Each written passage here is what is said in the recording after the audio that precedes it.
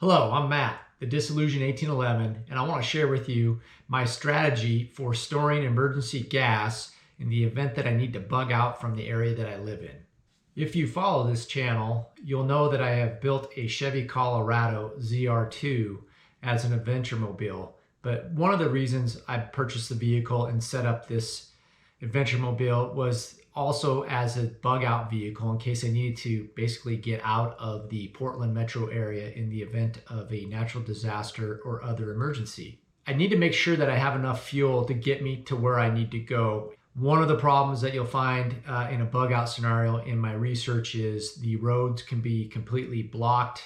Lines at the gas station in order to get fuel if everybody's trying to evacuate at the same time. I wanted to make sure that I have enough gas on hand, cached away, ready to go, and the ability to transport that gas in the event of me leaving this area. Now, I've been living in this area for almost 20 years now, and there has been no improvement to the roadways or the ingress or egress. There's only a few ways to get into this area and a few ways to get out. You have I-5, which is running north to south, and you have I-84, which is running east to west.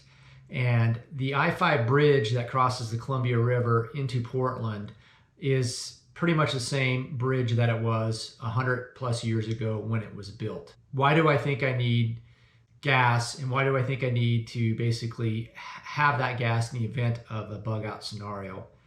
One day when I was trying to come home from the downtown Portland metro area on what's called the Banfield Highway, which is I-84, the Banfield Highway is pretty much a fatal funnel. There's no way to get off or on the highway. They have made no improvements to it. Once you get on the highway, you're stuck. One evening, I was coming home, and it took me about 2.5 hours across the river into Washington State, and it was just gridlocked, complete gridlocked. And I expected there was a really serious accident, traffic accident. I suspected a fatality. And as I slowly inched my way through this traffic jam, it was no fatality accident, no serious motor vehicle crash. It was somebody who failed to secure cardboard boxes in the back of their truck, and the cardboard boxes blew out across the roadway, and it completely crippled the highway system there. And that's really the moment where I realized I got to come up with some kind of backup plan, because it just won't work in the event of an emergency getting on these roads and getting out of here. It's another reason why I decided to start really training for Spartan races or trail running. So if I had to abandon my vehicle, I can make the 20 plus miles home and do it on foot and do it quickly. I don't suspect them to improve this bridge anytime soon. They haven't done anything in 20 years. In the event of a earthquake, that I-5 bridge and many of the other bridges and roadways in this area will collapse and will be unusable and not safe to drive on. I decided to do a threat assessment of the various threats in this region that I would have to prepare for in the event of bugging out and getting out of here. The first major threat that I focused on was the Cascadia Subduction Zone earthquake. It's a fault line off the Pacific coast, and they say it's due anytime to have another earthquake. They're expecting to be at 9 plus on the Richter scale, and it will have massive damage to the Oregon, Washington, and Northern California coast. It will send a destructive tsunami wave and will just destroy all of the towns along the coast there. Not only that, inland here, like I said, a lot of the buildings, houses, roadways, bridges were not designed for a serious earthquake. So if there was the big earthquake and all the bridges collapsed, the only way out of here for me, since I live on the Washington side, would be to the northeast. And I would basically have to do an overland route to get to Yakima, Washington, which would probably be my safest spot. And if it's wintertime, I won't be able to do that because the roads will be impassable due to snow. But if it's summertime and I have the vehicle, I could attempt that. I may encounter serious problems along the way, but I want to make sure I have enough gas to get where I'm going, or in the event I need to turn around, I have enough gas to make it back home.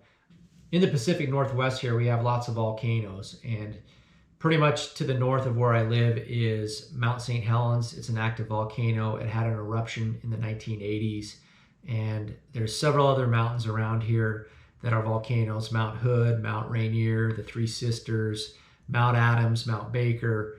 And more than likely, in one of those scenarios, we would have fair warning enough to get out of here, hopefully. Mount St. Helens, they knew it was going to blow.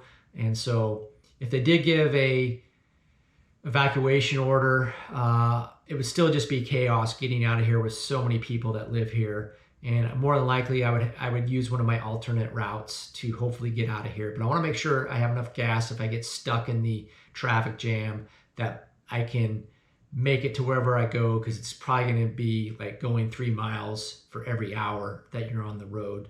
And if you look at Hurricane Katrina, when people were leaving New Orleans to Houston, it was just traffic jam the whole way. Lots of people ran out of gas on the highway, and I don't want that to happen to me. And there'll be no gas at the gas stations. They'll be used up. So I live just probably 2 miles from the Columbia River. The Columbia River has, I don't know, I think it has like 13 or 15 dams on it to provide hydropower. The nearest dam right now is Bonneville Dam. It's probably like 25 miles upstream. And so that's one of the concerns in the event of an earthquake. There could be some serious structure damage to a dam, and there may be need for an evacuation downstream if there's a dam failure or a soon-to-be dam failure. And that would more likely would occur, during a volcanic or earthquake scenario. The other threat assessment, which is to the east of me, which more than likely would be involving an earthquake, is the Hanford Nuclear Reservation. An emergency was declared today at the Hanford Nuclear Reservation in Washington State, a vast storage facility in the eastern part of that state. Part of a tunnel used to transport radioactive waste collapsed.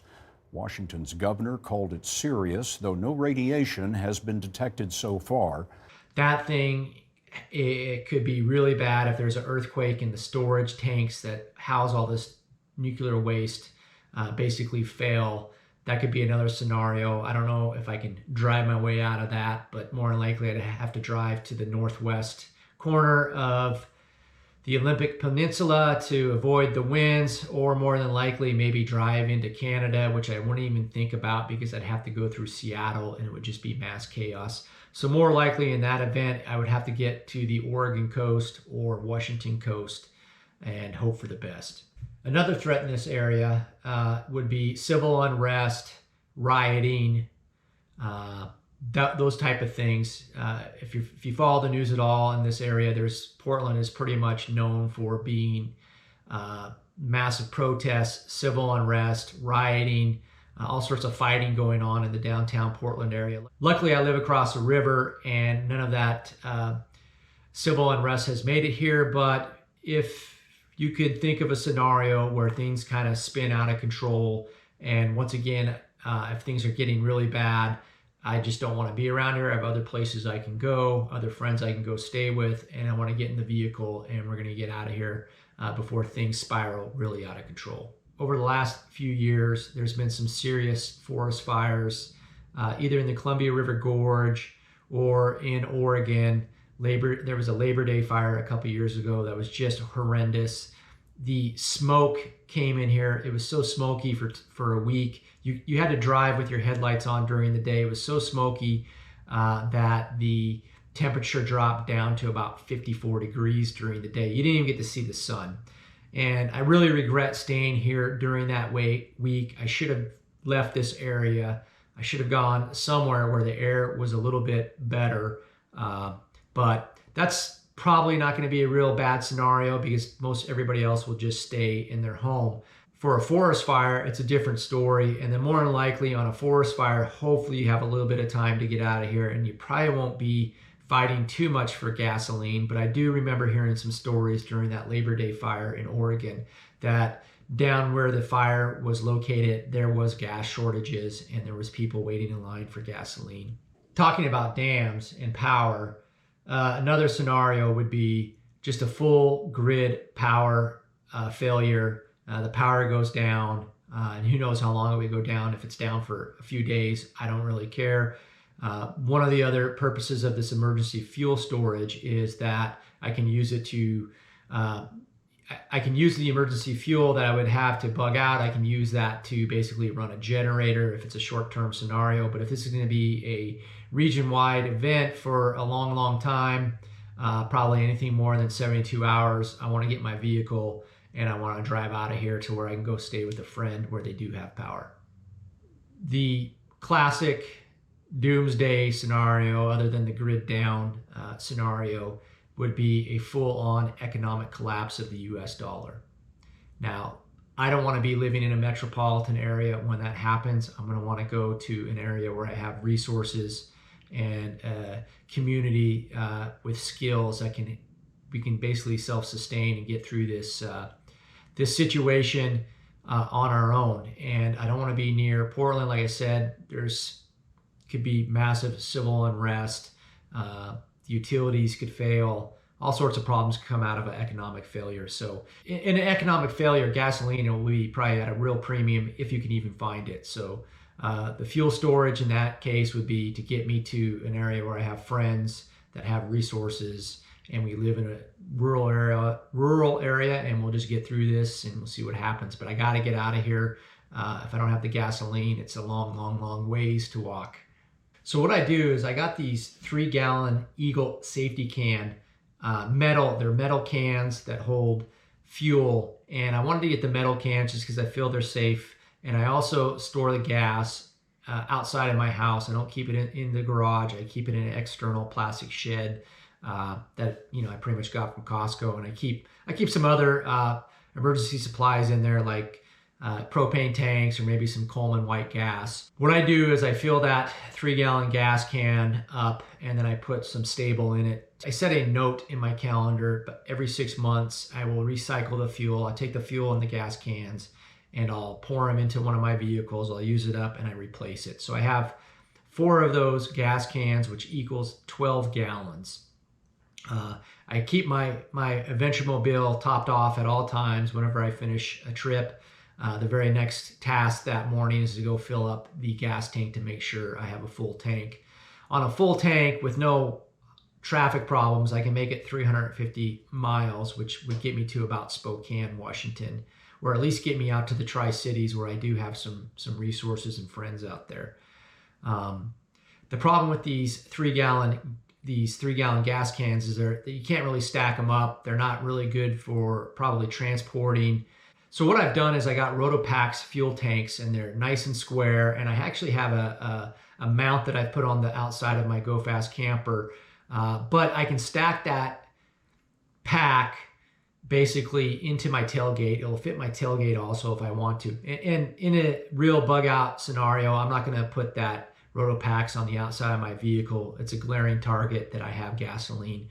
So I would put the Rotopax into my truck where it's concealed and easily accessible in case I need to refuel out on the highway somewhere. Make a quick refuel and get going. You don't really want to be showing off your gasoline stores if you're in an emergency situation, because somebody might try to take it from you.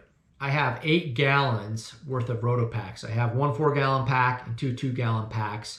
And what I would do is, once I make the decision that I'm getting out of here, I would pour the gasoline from the Eagle can into the Rotopax. The Rotopax goes into the truck, and then any other emergency supplies or things that I would need bugging out, it's going to go in the truck. I'm going to just fill the truck up and we're going to get out of here. And hopefully between a full tank of gas and the additional 12 gallons. Now I'm going to have 8 gallons in a Rotopax. I'm going to have to basically store one of those metal cans with me as we go.